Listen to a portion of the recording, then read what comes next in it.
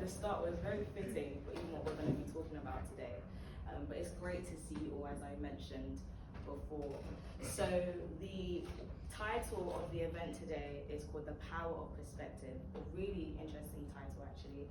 But I want us to have a look at what does perspective actually mean.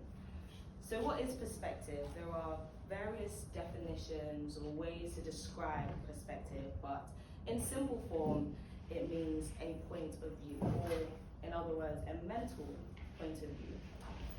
So we're going to have a look at this image, and it's a 3D shape. We know that it's a cylinder because we know that's the way that a cylinder is shaped. However, if you were to look at a real cylinder from a bird's eye perspective, it might appear as a circle. So something that is 3D, from another perspective or from another dimension or angle, it looks 2D. This really shows us that different angles can show or portray a different possibility.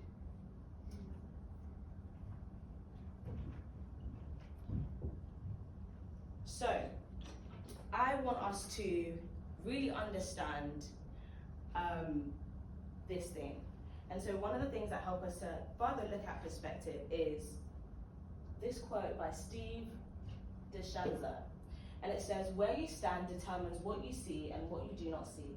It determines also the angle you see it from. A change in where you stand changes everything. So I'm going to tell you a little bit about myself. As they mentioned earlier, my name is Immanuela, and that is I-double-M-1-L. It was like 15. I will spare you my surname because it's a little bit of a mouthful. But I was born on a Tuesday, and I'm not too sure whether it was in the morning or evening, but it was a Tuesday in June 2004. So if you try and do the maths, you could probably estimate or calculate that I'm about 19 years old. I'm 19, going on 20. When I was born with a medical condition called amniotic band syndrome. And so amniotic band syndrome is when a piece of the amniotic sac where the baby lies in the mother's womb tears off and it wraps around the limb. And it can cause restriction of blood flow and ultimately lead to deformity. The major place that affected me was in my right lower limb. And when I was born, physicians actually wanted to amputate my leg. But shout out to my mum, she's really great. And she said that we should go down a different path. From the age of 8 months old, I have had over 23 surgeries. And the hospital, which was my main hospital, was Great Ormond Street Hospital. Has anybody heard of that hospital in here? Yeah? So Great Ormond Street Hospital was the main hospital where I had most of my surgeries. Because of that, I also missed up to 5 academic years in education, simply because of my medical situations. And throughout my journey, I've also had to learn how to navigate changes within dynamics in friendships and communities. So I've just mentioned a lot, like I said. Me on this side is in Great Ormond Street Hospital, and this picture was me just a year ago. I've said a lot, maybe it was a lot to kind of digest. But what I was getting at is the fact that I've had many situations that had opportunity to shape my perspective. And I'm sure that most of you guys have as well. So many things in life have the potential to shape our perspective. But I've had to learn how to choose or develop a mindset that sets me up for success. I've had to learn how to do resilience. So what is resilience? Resilience is a really interesting thing. It kind of encompasses 2 main concepts. One, the ability to withstand or the ability to withstand or recover from difficulties, so a level of toughness. And the second thing is your capacity to be able to snap back into shape, so a notion of elasticity.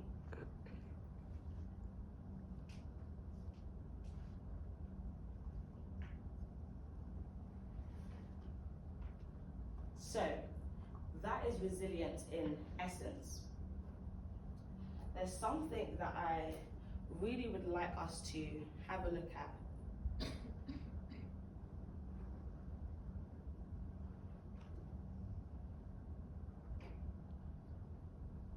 Resilience is not just something that is for certain moments or for certain people. It's something that shapes us in every sphere of life. And resilience is needed in different type of spheres. So for example, you can be a student and you can be trying to attain your degree. You could be a business owner and you can be releasing a new product. You could be navigating leadership and wanting to establish a vision. Or you could be maybe in a new friendship and you're learning people. All of these situations and so much more require us to actually show or exercise levels of resilience. And so the brain is a really, really interesting thing, but it's a complex organ. The brain is a complex organ, and with that, science only knows so much of it. Within psychology, there is a concept called schema theory. And so schemas are pockets of information that are acquired through life experience, and they shape your belief system.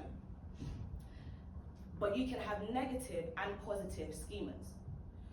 Similarly, limiting beliefs are belief systems that you can develop through life experiences, but they also prevent a level of potential. They prevent you from receiving or attaining a level of potential.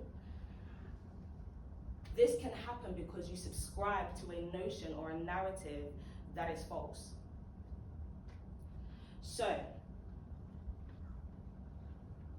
with that being said, what that can often lead to is what Robert Martin would describe as self-fulfilling prophecies. Why do I say this? Because your mind governs your body. And so the more your mind is fed with such beliefs, limiting beliefs, it prepares itself to see and accommodate that. But I want to encourage everybody that there are healthy ways of thinking. So we're going to look at some keys to resilience.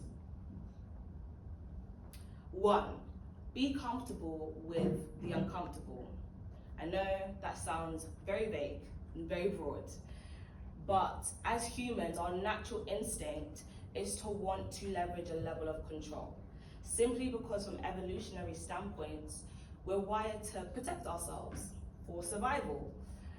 But that means that anything that is outside of your control appears to be and will feel uncomfortable. So firstly, you may have to accept that a situation is uncomfortable. It's outside of your remit of control. You may not be able to change it. But if seasons come and go, then your uncomfortability will only last for a season. The second thing is have vision. Have vision. I personally believe that everyone needs an MVP. What's an MVP? A mission, a vision, a purpose. What does that all mean? Your mission is how you are going to do something. Your vision is what you want to do. And your purpose is why you are doing it. If you find that a bit overwhelming, you're thinking, yeah, I'm just a uni student, I'm just on this journey, I'm not too sure if I can figure out an MVP for life. Just start with a vision. So simply have a type of goal and stick to it. I'll give an example. When I was in hospital at certain phases. The thing that enabled me to push through those moments was, for example, maybe I just wanted to go back to exercising drama. I was within the drama committee in my school, or I was in the drama committee within my church.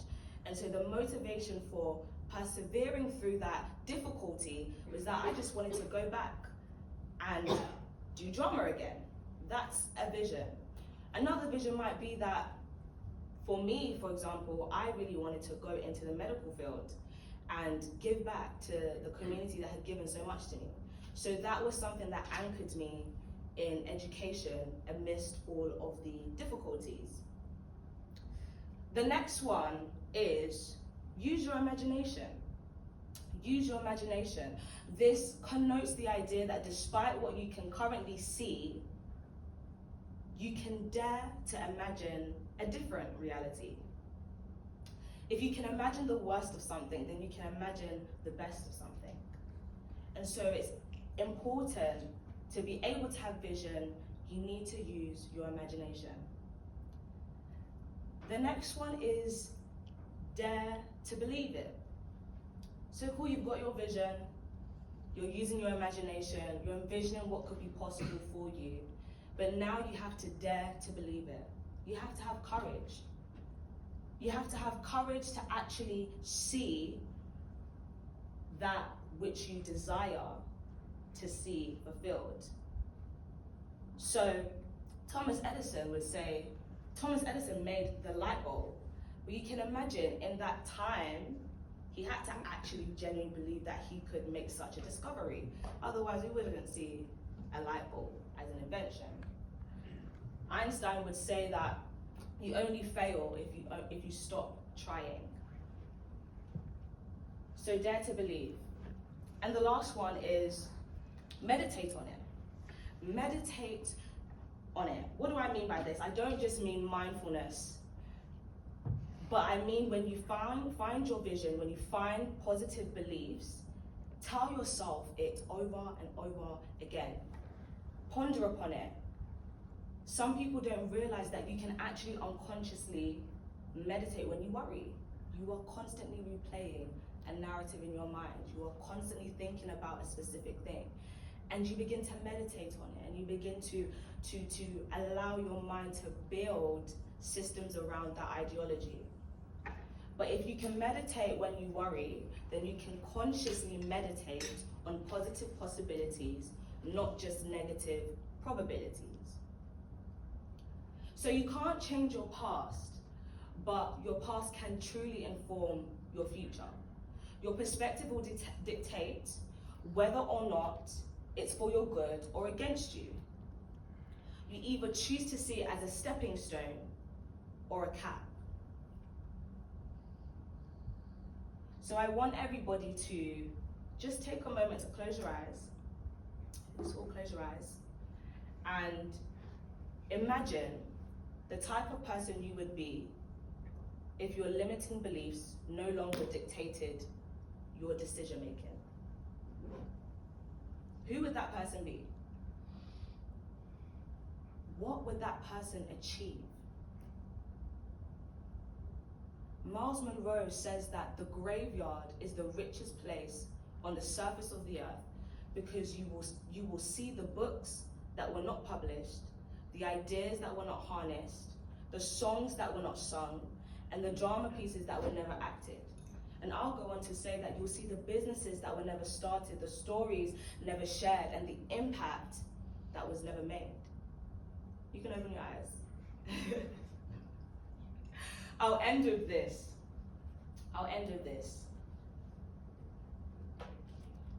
There is greatness on the inside of you, every single one of you. But have the courage and be courageous enough to fail, courageous enough to start again, and courageous enough to actually believe. My name is Immanuela. Thank you so much.